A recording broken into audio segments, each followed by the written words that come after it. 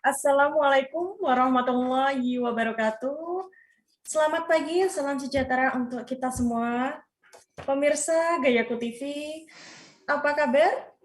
Semoga senantiasa diberikan kesehatan oleh Allah Subhanahu wa taala. Kami ucapkan selamat bergabung dalam acara Siraman Islami Sejuta Ulama pada hari ini. Dan perkenalkan, saya Uswa yang akan memandu acara yang luar biasa ini hingga selesai nanti. Pertama kita panjatkan puji syukur kehadirat Allah Subhanahu wa taala yang telah memberikan rahmat dan karunia-Nya kepada kita semua. Salawat serta salam tak lupa kita haturkan kepada junjungan kita Nabi Muhammad SAW. Beliaulah penyempurna agama Islam sebagai rahmatan lil alamin. Baik pemirsa Gayaku TV sekalian, sebelum acara Siraman Islami Sejuta Ulama dimulai, perkenalkan terlebih dahulu penceramah kita pada kesempatan hari ini, yaitu beliau bernama Kiai Ahmad Bahrudin, SPDI, MPD. Assalamualaikum Pak Ustadz. Pada kesempatan kali ini, beliau akan menyampaikan ceramah terkait pesan sosial Idul Adha. Nah, sebelum acara dimulai, ada pun rundown acara pada kesempatan kali ini. Yang pertama, pembukaan. Yang kedua, ceramah. Yang ketiga, sesi tanya-jawab. Yang keempat, doa. Dan yang terakhir, penutup. Kita buka acara Siraman Islami dengan bacaan basmalah bersama-sama. Bismillahirrahmanirrahim. Untuk acara selanjutnya yaitu Siraman Islami dengan tema pesan sosial Idul Adha yang akan disampaikan oleh Kiai Ahmad Bahrudin. Kepada beliau kami persilahkan.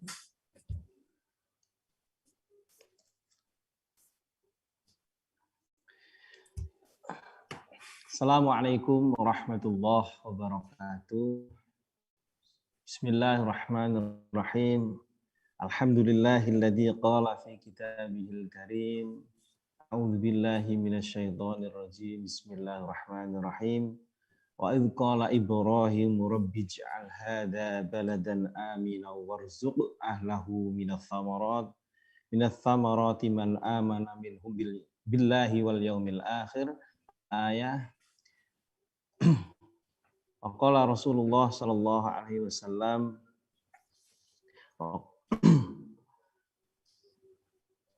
wassalatu wassalamu ala sayyidina Muhammadin wa ala alihi wa ashabihi ajmain wa la haula wa la quwwata illa billahil aliyyil azim. Amma ba'du. Para pemirsa Gayaku TV yang dirahmati Allah Subhanahu wa taala. Alhamdulillah kita bisa berjumpa di acara Siraman Islami Sejuta Ulama dengan kondisi sehat walafiat. Biqaulina barakallahu fi umurikum wa fi kulli syai'in lakum amin Allahumma amin. Untuk kajian pada pagi hari ini mari kita mengkaji tentang Idul Adha, yang dimana Idul Adha itu adalah bagian dari kemenangan kita sebagai umat Islam yang perlu kita rayakan, dan kita rayakan dengan sebagaimana aturan syariat Islam yang sudah diatur oleh junjungan kita baginda Nabi Muhammad SAW. Mari kita mulai kajian ini. Saya akan mengkaji 3 hal untuk dalam rangka ini Idul Adha. 1, historis Idul Adha. Nomor 2, makna dari Idul Adha. Kewajiban apa saja yang ada atau ibadah apa saja yang ada di Idul Adha. Yang terakhir, hikmah apa saja yang bisa kita ambil dari Idul Adha. Nah, ini akan sangat penting untuk menjalani kehidupan kita, lebih-lebih menjalani ibadah Idul Adha. Pemirsa Gayaku TV yang saya hormati, yang saya banggakan, yang dirahmati Allah Subhanahu wa taala. Jadi kita Nabi umat Muhammad ya, umat Muhammad itu tidak lepas dari nabi-nabi terdahulu. Bahkan sholat 5 waktu yang kita kerjakan itu juga pernah dilakukan oleh nabi-nabi dahulu. Maka pernah kita sering mendengar bahwa di dalam kisah Isra Mi'raj yang dulu awalnya sholat itu 50 waktu, kita bayangkan sholat 5 waktu saja ini banyak sekali yang meninggalkan. Apalagi ini sholat 50 waktu kita nggak bisa kebayang. Lalu kenapa pengurangan itu kok 5, kok nggak jadi 1, kok nggak jadi 2, kenapa bilangannya 5? Nah ini kalau kita tengok dari segi historis, ternyata sholat 5 waktu itu dikerjakan oleh nabi-nabi terdahulu. Ya.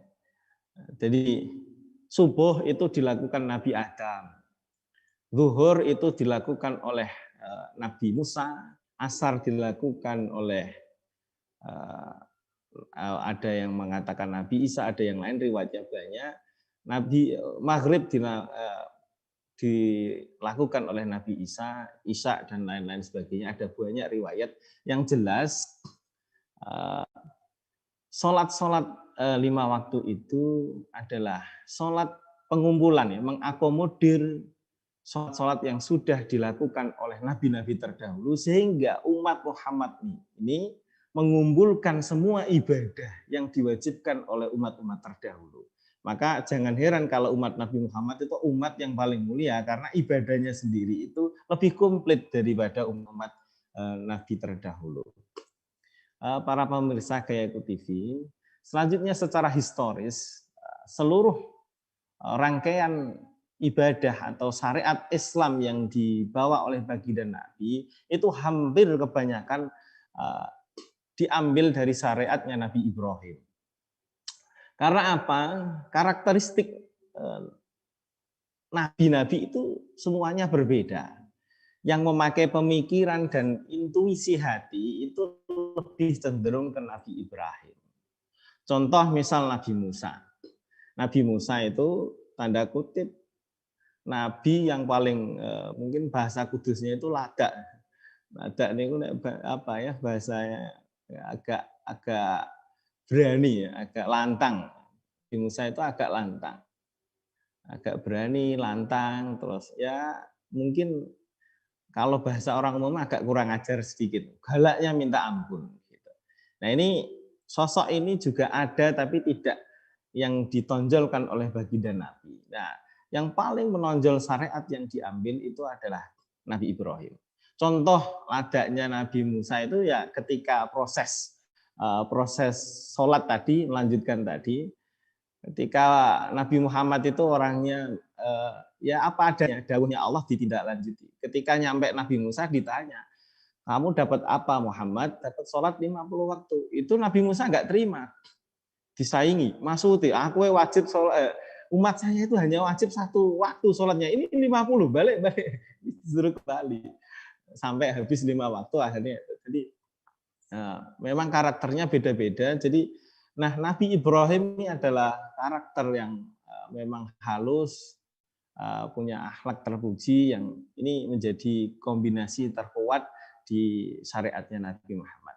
Nah, termasuk ibadah ini Idul Adha. Jadi ada 2 hal di Idul Adha itu yang menjadi ibadah yang populer atau sering dilakukan oleh masyarakat. Satu adalah ibadah haji yang mungkin tahun ini warga Indonesia belum bisa menerima, tapi saya yakin di sana tetap harus ada pelaksanaan ibadah haji. Jadi ini perlu saya jelaskan dulu bahwa haji itu tetap harus dilaksanakan setiap tahun, walaupun 1 orang, ya, walaupun 1 orang, karena ini fardu kifayah untuk seluruh dunia. Jadi tetap harus dilaksanakan. Ya, ibadah haji tetap harus dilaksanakan walaupun hanya 1 orang. Nah, ibadah haji ini juga berkaitan erat dengan baginda Nabi Ibrahim, dan nomor 2 adalah ibadah kurban. Jadi bisa disebut Idul Adha itu Idul Kurban wa Idul Haji. Ya. hari haji. Karena haji itu bisa dilaksanakan di Arafah sampai belakang. Arafah, 10 Dzulhijjah, Tasyrik, itu haji. Kalau ibadah umrah bebas. Nah, kalau haji memang harus di situ. Al-hajju yaumu Arafah. Memang Arafah. Maka jika ada saudara kita yang mengatakan haji dipindah tempat, ini yang repot. Kalau hanya teori biasanya ada, cuma kalau pelaksanaannya belum ada yang berani tanggung jawab. Nah, selanjutnya secara historis, kita awali dengan secara historis. Dulu itu di eranya Nabi Ibrahim punya putra tercinta, Nabi Ismail. Ini memang sudah karakter manusiawi. Setiap punya anak itu ada anak yang memang paling disayangi. Ini sudah karakter manusiawi. Sebagaimana Nabi Ibrahim manusia biasa punya kecenderungan lebih cinta ke Nabi Ismail, lebih sayangnya, ini naluri aja. Nggak tahu bagaimana prosesnya. Nabi Ismail itu sangat dicintai, tapi Allah mengutus Nabi Ibrahim untuk mengungsikan Siti Hajar, Sayyidah Hajar dengan putranya Ismail yang baru imut-imutnya umur 7 tahun, gemes-gemesnya, itu diungsikan di daerah utara dari Palestina. Jadi Nabi Ibrahim itu nabi yang berdomisili di Palestina. Itu berjarak 1.600 ke utara, 1.600 km ke utara dari Palestina kurang lebih, di daerah yang tandus, yang gersang, yang nggak ada apa-apanya. Ditaruh sana, diungsikan, tidak tahu maksud dari Allah seperti apa. Nabi Ibrahim juga belum pernah memikirkan hal ini bisa dilakukan oleh Nabi Ibrahim, dipisah dengan anaknya sebegitu jauhnya. Nah, singkat kata, ketika Ismail itu dan Siti Hajar kehabisan air, beliau bingung mencari air ke sana kemari. Akhirnya muncullah air Zam-Zam. Jadi malaikat Jibril dipanggil Allah untuk menurunkan membuat air Zam-Zam.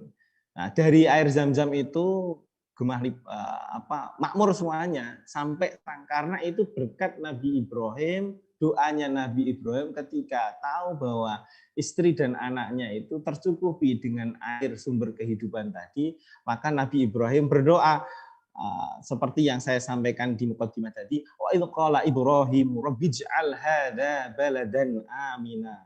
Jadi ya Allah, jadikanlah bumi ini hadza baladan aminan warzuq ahlahu minats thamarati man amana minhum billahi wal yaumil akhir. Sampai akhirnya, jadi sampai sekarang kemakmuran perekonomian di ekonomi ini sebab doanya Nabi Ibrahim. Jadi ini sangat luar biasa. Makanya umat-umat dulu, bahkan eranya Nabi Muhammad, Bani Quraisy, kafir, orang kafir, tidak pernah ada yang berani mengingkari Nabi Ibrahim. Karena bukti sejarah historisnya itu sangat lekat sekali, nggak bisa dipisahkan. Bahkan di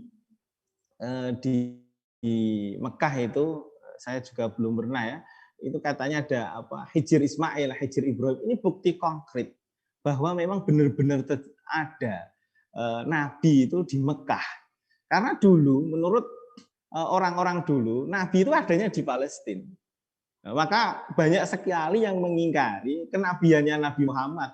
Enggak, mosok Nabi di Mekah. Nabi adanya di Palestina.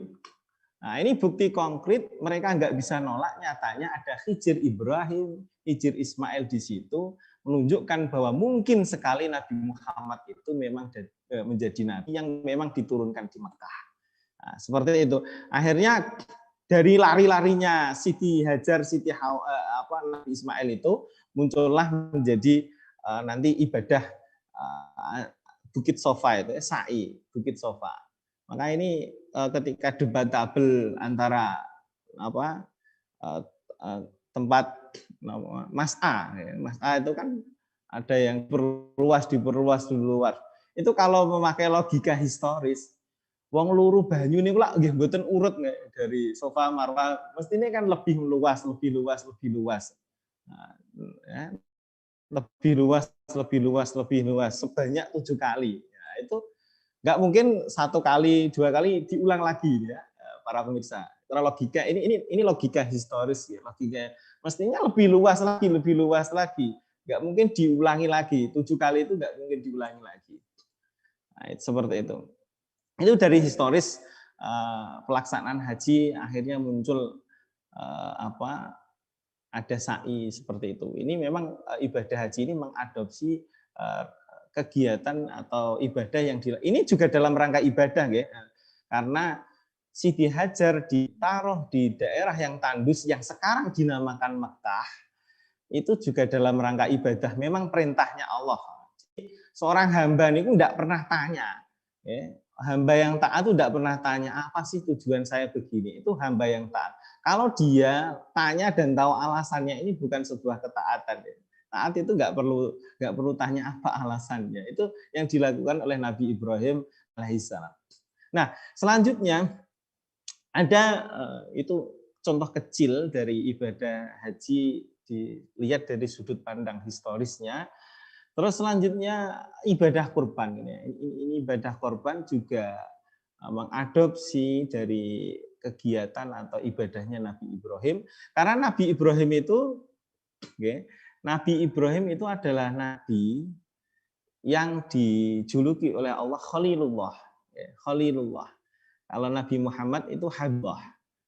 Khalilullah. Khalilullah niku masih di bawahnya Habibullah. Kalau Habibullah itu saling merasa.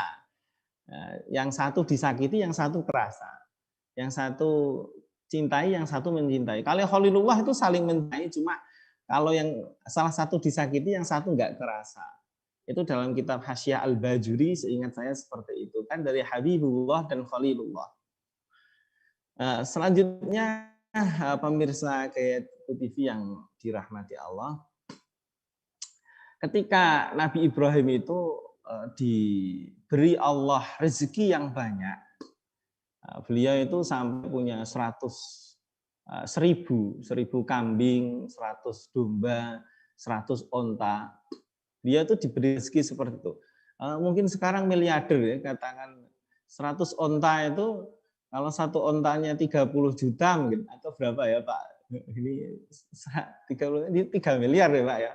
Atau berapa itu? Ini miliarder. Yang jelas Nabi Ibrahim itu miliarder. Ya. Yang jelas Nabi Ibrahim itu kaya raya, terus akhirnya dipuji sama tetangga atau sama kaumnya. Nabi Ibrahim, engkau itu orang yang kok mudah banget loh. Harta kamu korbankan untuk Allah. Akhirnya Nabi Ibrahim itu nyeletuk, keceplosan mungkin ya. Jangankan kok harta saya, andai Allah itu merintah mengorbankan anak saya, ya saya korbankan. Ini peringatan bagi kita ya, jangan terlalu over dalam beribadah. Ini kalau sekali dicoba Allah ini nggak main-main. Allah itu kalau ingin mencoba hambanya itu nggak main-main. Akhirnya diperintah di tanggal 8 Dzulhijjah, makanya namanya tarwiyah, artinya mimpi. Itu diberi mimpi oleh Allah, benar-benar diminta untuk nyembelih anaknya. Ya, di tarwiyah itu ini tertara dalam kitab Mishkatul Anwar. Ya.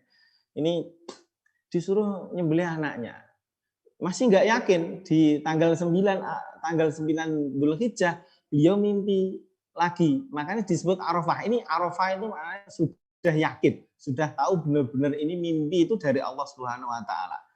Akhirnya yakin besok pelaksanaannya, 10 Dzulhijjah itu pelaksanaannya. Akhirnya mau disembelih itu putranya.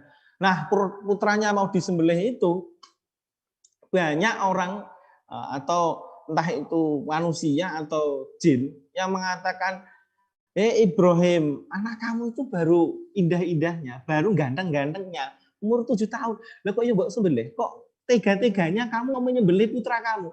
Wah, ini terus dilempar batu. Maka muncullah yang namanya melempar jumroh. Maka muncullah namanya melempar jumroh. Nah, ini termasuk ibadah lagi dalam ini. Nah, dari ketulusannya Nabi Ibrahim ini, keikhlasannya Nabi Ibrahim menjalankan taatnya kepada Allah, maka Allah menggantinya dengan satu kambing. Nah, ini satu kambing, wafadainahu bidzabhin adim. Ini berupa kambing dari surga. Jadi saya gantikan wafadainahu bidzabhin adim. Saya ganti satu domba yang luar biasa, 9 yang lebih besar daripada putranya. Itu pun sama-sama ikhlasnya, pemirsa. Nabi Ismail juga mensupport ayahnya Nabi Ibrahim untuk melakukan penyembelian karena taat kepada Allah. Ya Syekh, ya bapak saya, ayahku, tutup mata engkau biar engkau enggak terlalu sedih melihat saya mau engkau sembelih. Itu sampai seperti itu. Itu keikhlasannya Nabi Ismail agar ayahnya menjalankan ketaatan kepada Allah Subhanahu wa taala. Ini jadi dua-duanya ini adalah sosok yang luar biasa dalam menjalankan taat kepada Allah. Nah, selanjutnya yang perlu saya sampaikan bahwa ibadah yang ada di 10 Dzulhijjah ini saya mau kajian fikihnya, tadi historisnya, fikihnya, nanti terakhir akan saya tutup dengan hikmah yang ada di dalam Idul Adha. Nah, di dalam Idul Adha itu ada sebuah ibadah, satu ibadah berupa ibadah haji yang memang dilaksanakan di sana di Mekah, dilakukan oleh orang yang memang mampu dan lain sebagainya. Tidak perlu saya bahas karena kajian haji sangat luas. Di sekitar kita nanti akan ada namanya ibadah kurban kalau memang masih ada pelaksanaan. Ini juga hukumnya sunnah. Ya. Sunnah kalau dalam konteks keluarga namanya fardu sunnah kifayah. Sunnah kifayah. Sunnah kifayah itu boleh dilakukan perwakilan dalam satu keluarga yang mampu. Kalau nggak mampu ya diterima aja. Nah, ini nanti biasanya di konteks Idul Adha, Bapak Ibu pemirsa, biasanya ada yang ngirim keterangan bahwa kalau bagi orang yang tidak mampu itu bisa diganti dengan ayam, bebek. Pernah lihat enggak ya Mbak Uswa ada yang nge-share seperti itu enggak ya di setiap Idul Adha? Itu ada biasanya. Nah, ini perlu saya jelaskan tentang kajian fikihnya ya, biar tidak mudah meng-share terus ganti bareng-bareng nyembelih pitik, nyembelih ayam, menganggap bahwa ini menjadi kurban saya. Ini repot. Jadi dalam beribadah konteks fikih itu harus ada yang diikuti tanggung jawabnya, namanya bermadhab. Nah, kalau kurban ayam berupa ayam itu mengikuti madhabnya Ibnu Abbas. Ibnu Abbas itu selain 4 madhab yang populer, 4 madhab populer itu Imam Abu Hanifah, Imam Malik, Imam Syafi'i, Imam Ahmad bin Hambal. Imam Ibnu Abbas itu konteks sahabat atau tabi'in. Nah, kalau dikejar, kalau di madhab Syafi'i yang sering kita anut itu jelas. Misal kurban kambing, ini yang disembelih adalah kambing yang sudah tanggal giginya atau bahasa Jawanya sudah koel, sudah copot giginya, paling tidak umur 2 tahun itu untuk kambing tertentu, lain-lain. Itu ada syarat-syarat yang tidak boleh cacat dan yang lain. Dan nanti kalau korbannya itu diganti ayam, ayamnya itu umur berapa? Ini kan repot. Betina atau jantan, ayamnya yang warna apa? Kalau di korban itu kan nanti dagingnya dibagikan mentah sunahnya. Nah, kalau ayam itu apakah diopor, apakah di apa ini belum jelas. Nah, dan tidak bisa diteliti karena madhab itu tidak terkodifikasi, ya. Tidak ada pembukuannya sehingga tidak bisa dipertanggungjawabkan.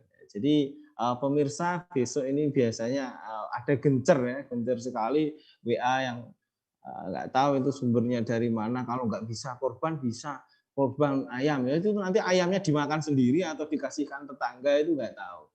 Nah, terus saya menghimbau mungkin dari pemirsa yang memang menjadi panitia penyembelihan kurban dilakukan dengan sesuai koridor syariat, jangan sembrono karena ini menjadi ibadah yang harus dipertanggungjawabkan.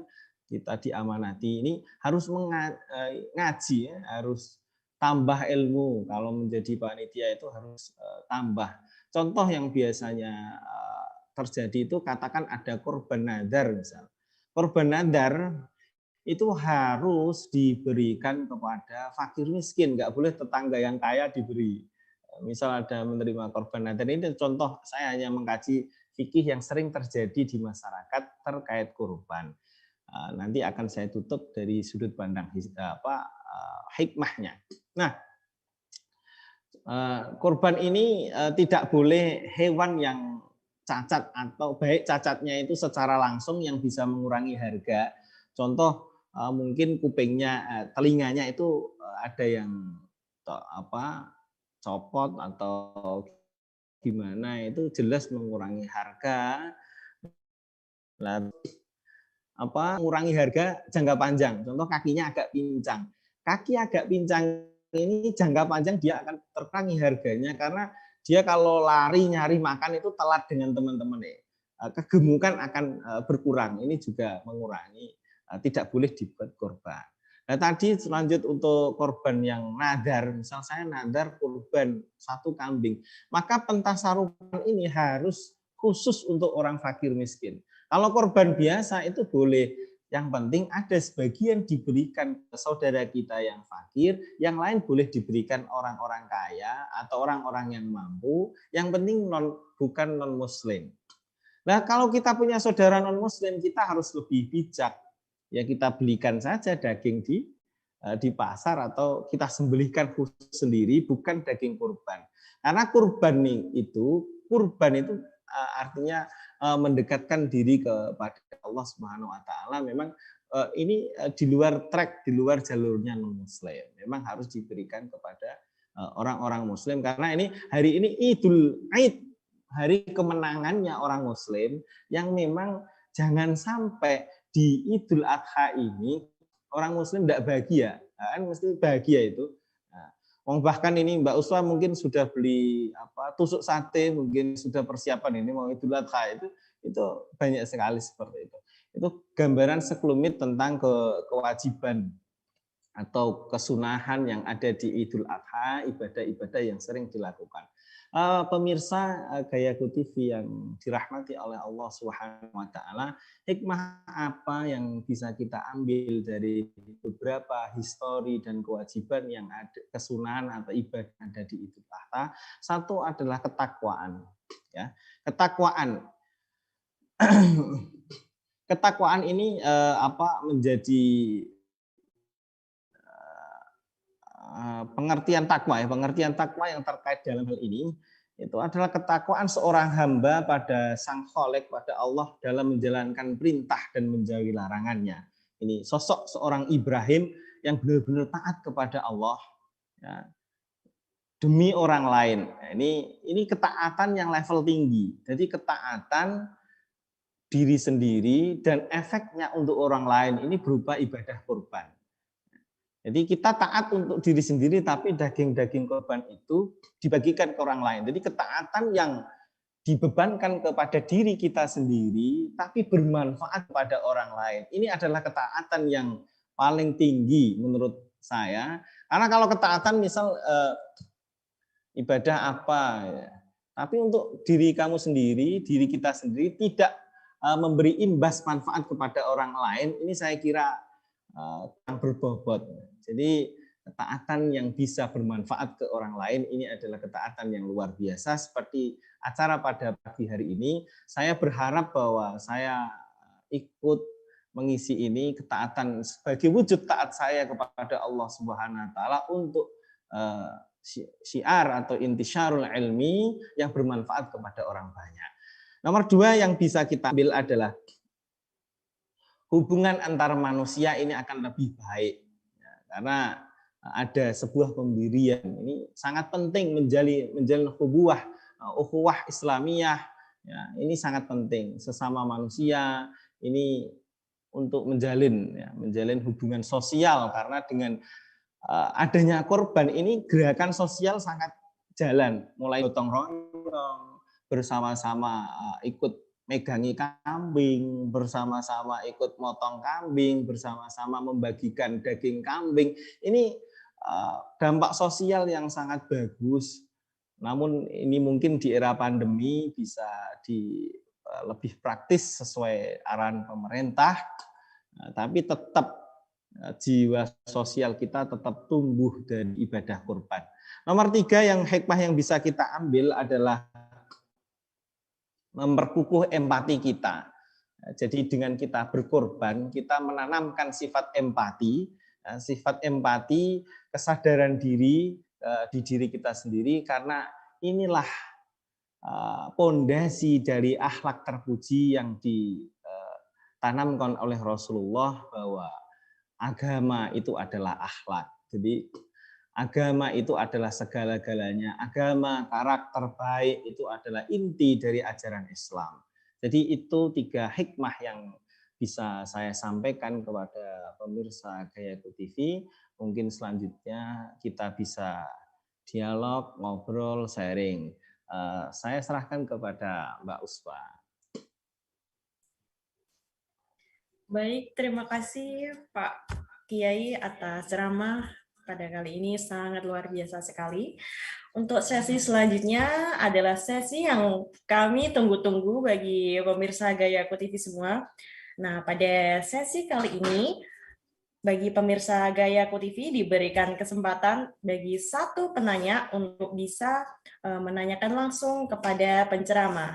Silakan bagi pemirsa Gayaku TV bisa mengaktifkan mikrofon untuk menanyakan terkait Idul Adha kepada Bapak penceramah.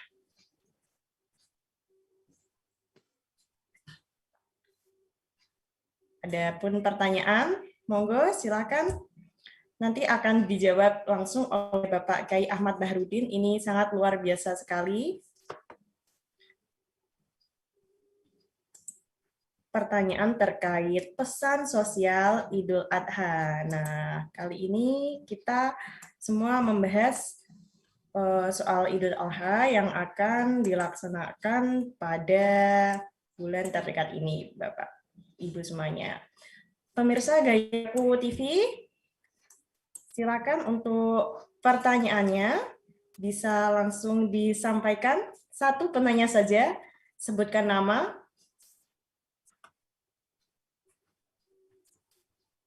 Belum ada ya ini ya, baik. Silakan, masih kami tunggu bagi satu penanya. Raisen. Baik Mbak Uswa. Assalamualaikum warahmatullahi wabarakatuh. Perkenalkan Pak Kiai, saya Singgih Pak. Ada yang mau saya tanyakan mengenai kurban. Apakah ibadah kurban itu bisa digabungkan dengan akikah? Mungkin itu Pak Kiai. Terima kasih. Wassalamualaikum warahmatullahi wabarakatuh. Waalaikumsalam warahmatullahi wabarakatuh. Saya jawab langsung ini, Mbak Uswa. Oke, terima kasih Mas Singgi.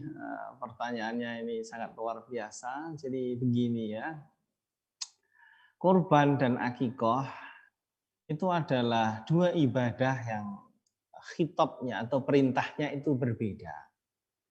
Akikoh itu adalah sama-sama penyembelian ya, sama-sama mengorbankan satu hewan atau 2 hewan atau berapa, mengalirkan darah untuk dijadikan sebuah ibadah. Cuman kalau akikoh itu karena ditandai kelahiran anak, sunnah akikoh itu dibebankan kepada orang tua sampai anak itu balik. Kalau anak itu sudah balik, akikoh, kesunahan akikoh sudah pindah ke anaknya. Jadi orang tua sudah tidak berhak untuk mengakikohi putranya. Jadi putranya sendiri nanti. Misal belum ada uang ketika sampai anaknya itu balik, maka akikoh itu sudah berpindah kepada anaknya sendiri. Nah, berbeda dengan Nah, akikah itu sebagai penebus kelahiran. Ini tebusan yang murah ya. Bayangkan manusia kita dihargai hanya 1 kambing, 2 kambing.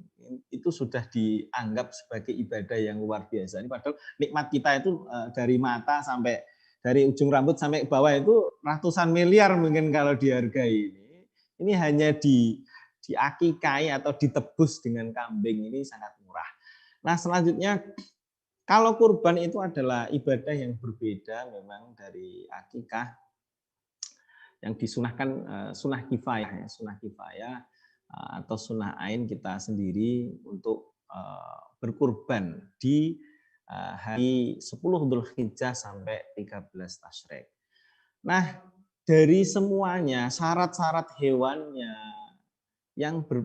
itu sama, hewannya nggak boleh cacat dan lain-lain. Cuma perbedaannya itu 2 diantaranya. Perbedaannya banyak, ini saya hanya ingin menjelaskan 2. Satu, pelaksanaannya. Jadi kalau Idul Adha, kurban itu pelaksanaannya terbatas dengan waktu. Kalau kurban akikah itu tidak terbatas, kapanpun boleh, sampai sepuh, sampai tua baru bisa akikah, itu tidak masalah. Kalau kurban itu hanya terbatas di waktu itu setiap tahun. Tahun depan itu sudah perintah beda lagi, tahun depan sudah perintah beda lagi. Nah, sekarang yang nomor 2 perbedaannya adalah pembagiannya. Singgi bahwa akikah itu sunnahnya dibagikan matang, sudah masak, sudah dimasak enak, gitu. Sudah masak. Sunnahnya seperti itu. Karena tujuannya tafaul. Tafaul itu berharap bahwa bayi ini manis. Masakannya diminta untuk manis. Sunnahnya dimasak untuk manis. Mudah-mudahan bayinya manis akhlaknya, manis segalanya. Itu. Kalau kurban itu sunnahnya dibagikan daging mentah. Karena itu haknya orang fakir. Mau dimasak, mau dijual, terserah. Karena dalam Id itu niatnya adalah memuliakan dan jangan sampai ada orang Muslim di hari raya itu sedih, nggak punya uang atau nggak punya sesuatu yang dijual atau nggak punya makanan yang enak. Ini hari raya atau hari malapetaka ini. Maka dalam rangka itu, dalam menumbuhkan jiwa sosial, Islam menyunahkan menyembelih kurban dan membagikan dagingnya berupa mentah itu.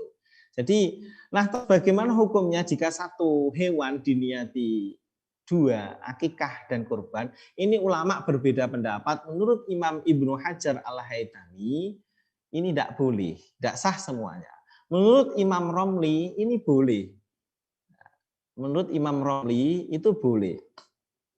Nah, kalau boleh ya berarti tadi, Mas Singgi, kalau memang kita mengikuti pendapat yang boleh, harus dibagi.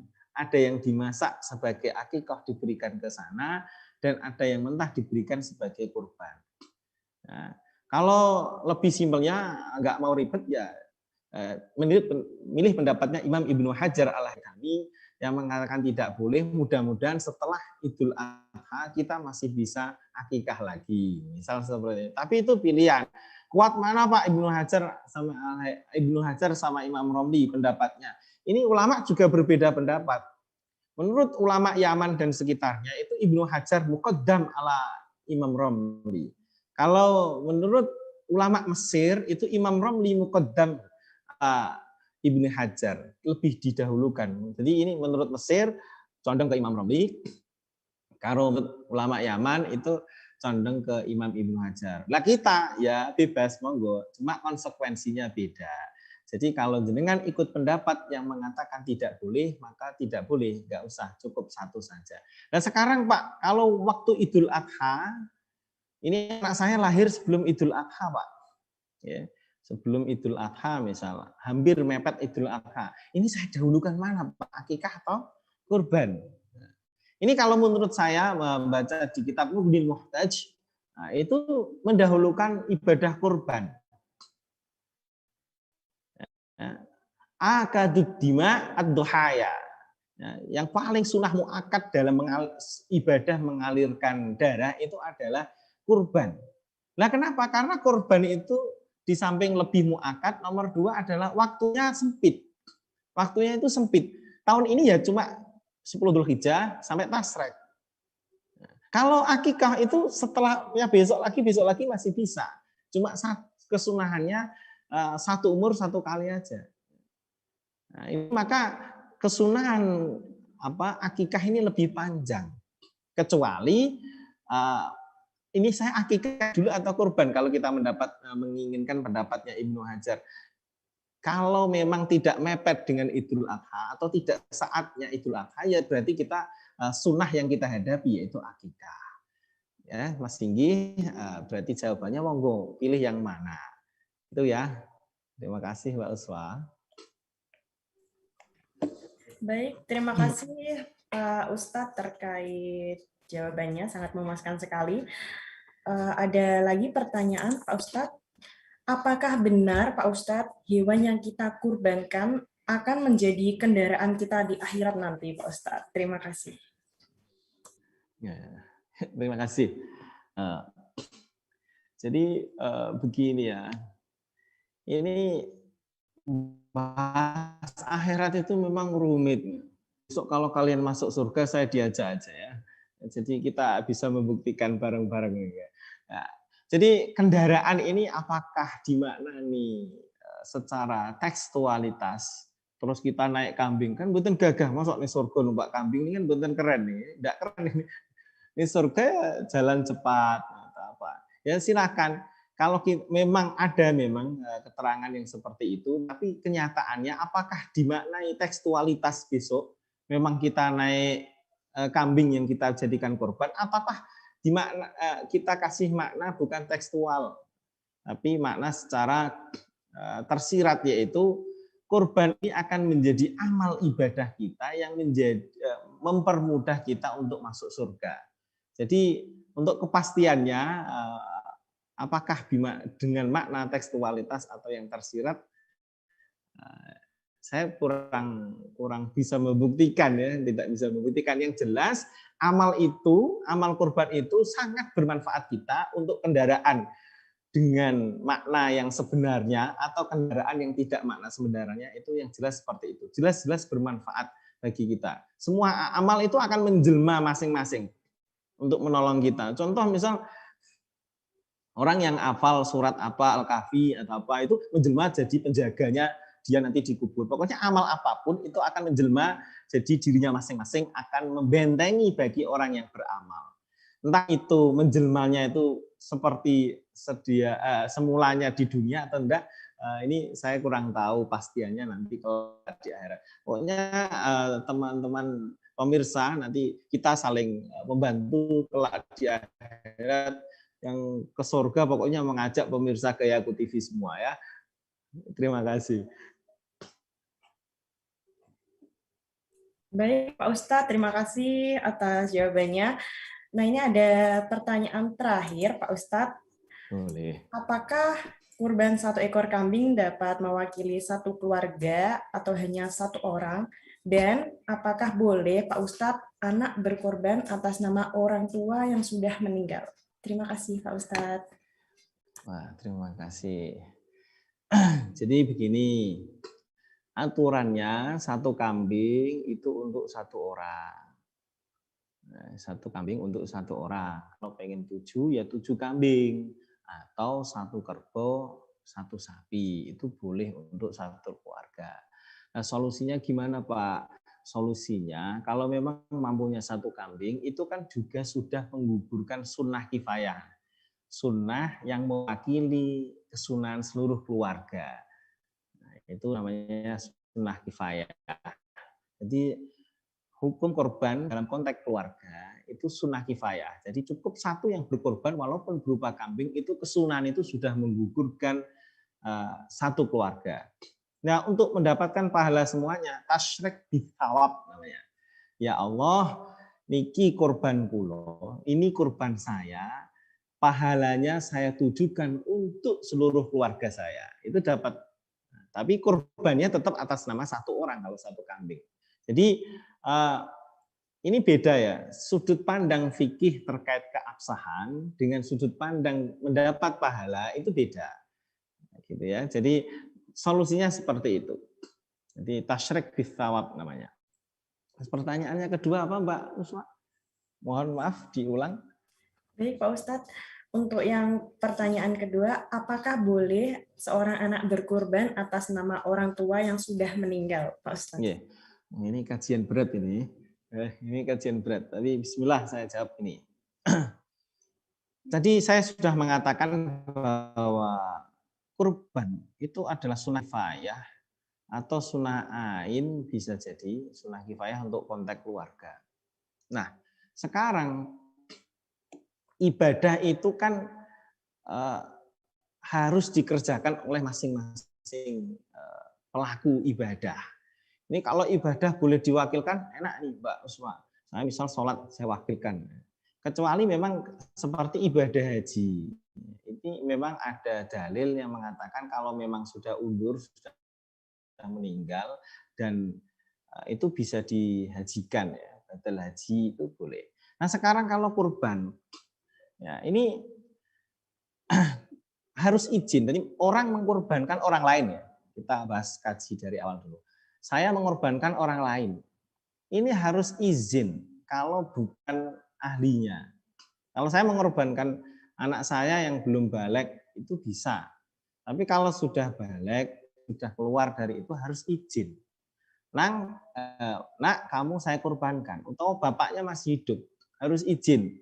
Sehingga nanti yang niat ini korban saya, ini menjadi korban saya ya sama saja orang yang dikorbani. Yang misal ayah saya masih hidup, Bapak saya belikan daging korban sebagai korban jenengan, korbannya Bapak. Ya, saya mau.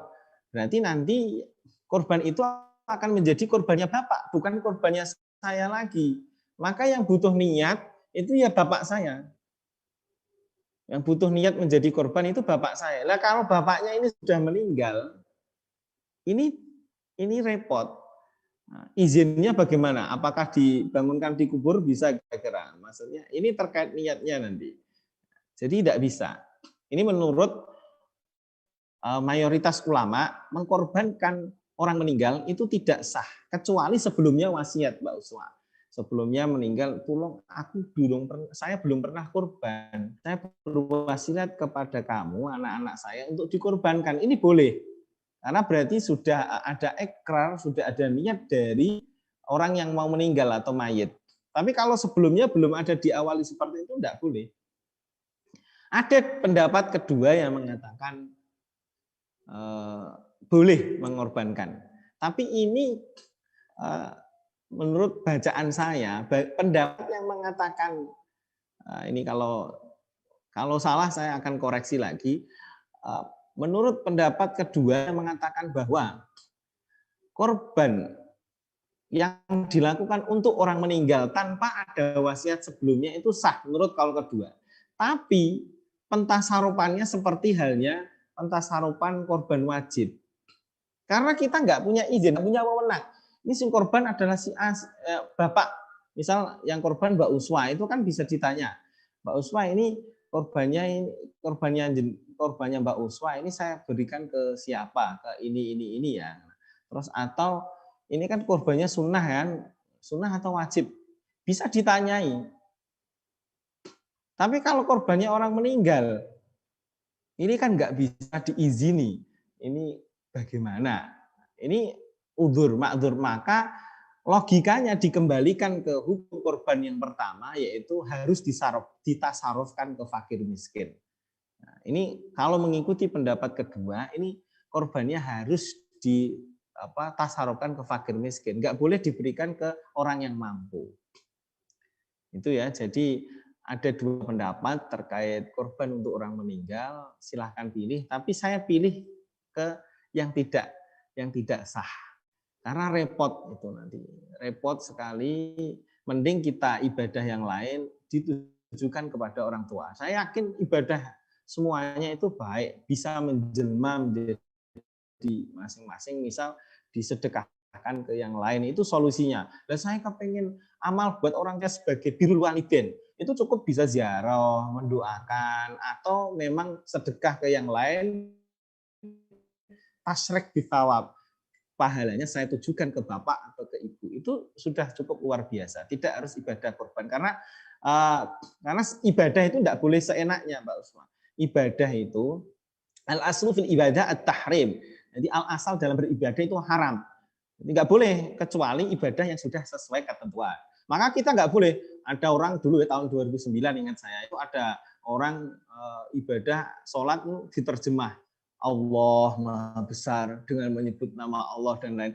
Ini haram, nggak boleh karena ibadah itu sudah sesuai dengan aturan yang sudah ditentukan syariat. Nah syariat itu sudah diterjemahkan oleh ulama-ulama. Kita nggak perlu syariat buka Quran, hadis. Ini repot, memahaminya aja sulit. Sudah produk jadi oleh ulama-ulama, sudah dipikirkan oleh ulama-ulama, sudah jadi. Nah menurut dalam kurban ini memang aturannya seperti itu. Terima kasih Pak. Baik, terima kasih Pak Ustadz. Jawabannya sangat luar biasa sekali. Semoga bisa bermanfaat bagi kita semua, Pak Ustadz. Amin, amin, amin. Pemirsa Gayaku TV sekalian, pada tema siraman kali ini kita dapat memetik hikmah dan juga menjadikan Idul Adha sebagai momentum introspeksi diri bagi umat Muslim agar bisa meneladani sikap yang dilaksanakan Nabi Ibrahim dalam berkurban.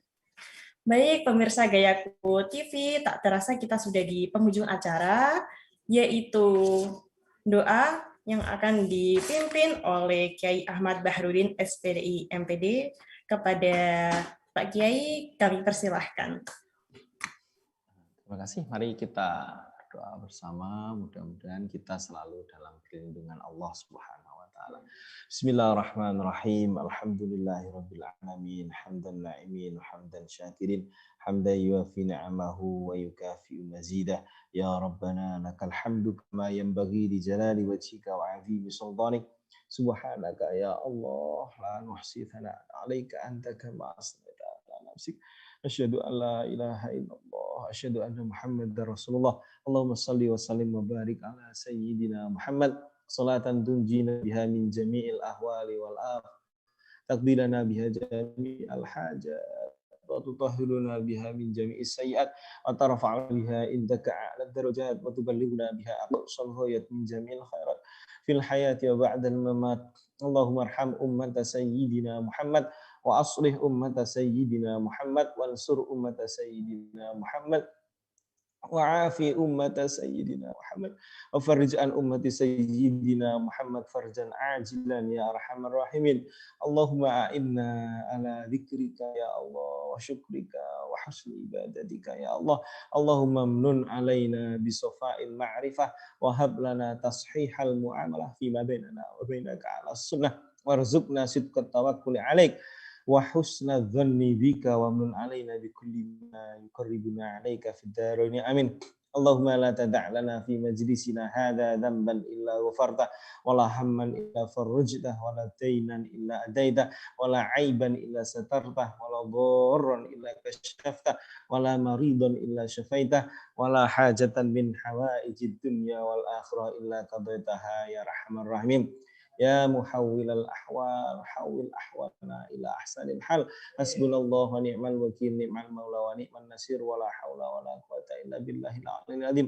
Rabbana atina fid dunya hasanatan wa fil akhirati hasanatan wa qina adzaban nar. Adkhilnal jannata ma'al abrar ya aziz ya ghafar. Wa sallallahu ala sayyidina Muhammadin nabiyil ummi wa ala alihi wa sahbihi wa baraka wa sallam. Subhana rabbika rabbil izzati amma yasifun. Wassalamun alal mursalin walhamdulillahi rabbil alamin. Ala niyatil qabul li tahsini tamamin mas'ul bisri asrarul Fatihah. Alhamdulillah.